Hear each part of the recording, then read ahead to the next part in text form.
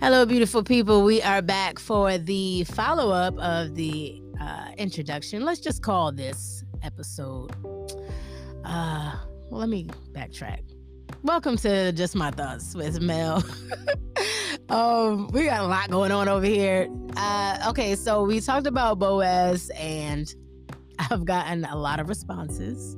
So I just need to come full circle with this whole topic, right? Because I don't want you all to think that I am Mel bashing or angry, bitter. It's none of that. Okay, this is purely life experience. Okay, firsthand, some second, but mostly first.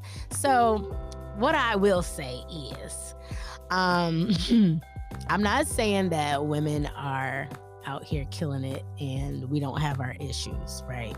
We do. And I will not even act like we don't. And I'm not saying all men are going through these issues that were mentioned previously, as far as like lack of leadership or, progression, things of that sort.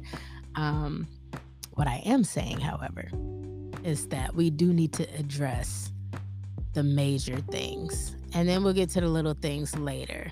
And so I wanted to have that conversation to bring it back around, just to say, listen, just because you have the bare necessities to look like a successful adult does not make you marriage material.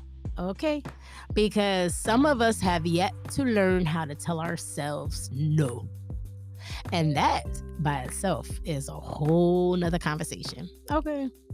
So we're talking about, and when I say tell yourself no, I'm talking about that last piece of fried chicken when you already said you were full, but because the chicken is sitting there, you kind of sort of want to go ahead and eat it because it's nice, fresh, and hot. Like, those are the things I'm talking about, right? So we're talking about self-control, just all the fruit of the spirit, okay? And so it's levels to this. And so I'm pinpointing some surface things when I talk about health, when I talk about finances, when I talk about your thoughts about family and what that should look like.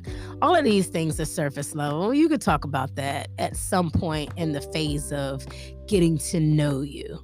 But there's some deeper things that we have to sift through as well. And I guess that wouldn't be revealed until later on, depending on how intense your conversations are, and then everybody's idea of dating is different, right? So I feel like everybody should just be friends until y'all figure out who is actually interested in who at the core of them, and then go from there. Why, you ask? Good question.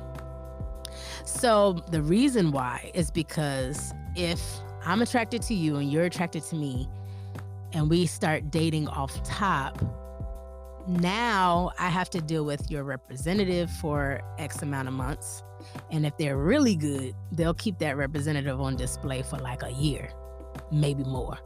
And so I don't want you all, neither do I, want to waste my time dealing with the representative when I can just simply be cool with you and deal with the core of you versus what you put on display so that people will like you. And so I liken that to the analogy of, letting someone know you're coming over, and then when you get to their house, everything is cleaned up, put away, smells good. You know what I'm saying? Because they know you're coming over. It's the same concept. When you know you're going to see that person, you're going to put on your best self. And then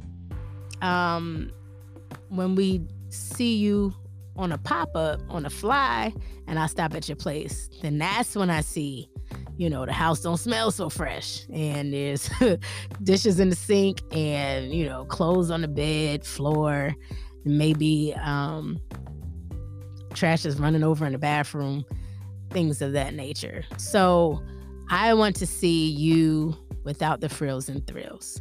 And so that way I can say to myself, all right, this is a deal breaker, but we cool. We can still be friends. Or I can say, you know what? This is actually a preference of mine, and I could be flexible with it because they may get better. But if they don't, I know this is the worst of it. And so I can work with that. So I think all of us, those who are in this dating world, we just need to figure out what our standards are and what our preferences are. I guess that's just the bottom line. What are you willing to deal with? What are you bendable with? That would be your preference. You want somebody to go to the gym, but he may be a little pudgy. Is that a preference? You can deal with it, right? You prefer someone to go to the gym, but they may have a little weight on them. You can excuse that. But then some of us have standards, right? And that is our no-fly zone. Like, it's either this or nothing at all. And so for a lot of us, our faith is our standard. For a lot of us, wanting kids is our standard. If you come talking about you don't want no kids because you already have them, or you don't want no kids because you just don't, then yeah, that's a deal breaker. So I think if we get to the bottom line of that, it'll be easier to streamline what we're looking for, and then it would also cause us not to waste each other's time. And we can be cool, but as far as getting to know each other in that respect, it's no need. And then that way, you can move on to find your person, and that person can move on to find their person. But in the meantime, y'all can still go bowling, skating, have, meetups at mutual friends' places, all the things. So that is basically the gist of my rant. I don't think it was a rant, guys. I don't think it was a rant. I think it was just an explanation. But we just wanted to talk about, if the women of today are to reflect the Proverbs 31 woman, then I think it's fair to say we do want someone who reflects Boaz. And we would have to question who is going to train up these generations of men to resemble that. Where are you all getting this guidance from? Because we have all the conferences and workshops, but where are you all going? Because I haven't seen any conferences for single men on a big scale in a long time. Maybe like 15, 20 years now. Yeah. So it's just a question. And I mean, I welcome any feedback, comments in the comment section. Who's your guide? Who's your mentor? Who's teaching you what family should look like, and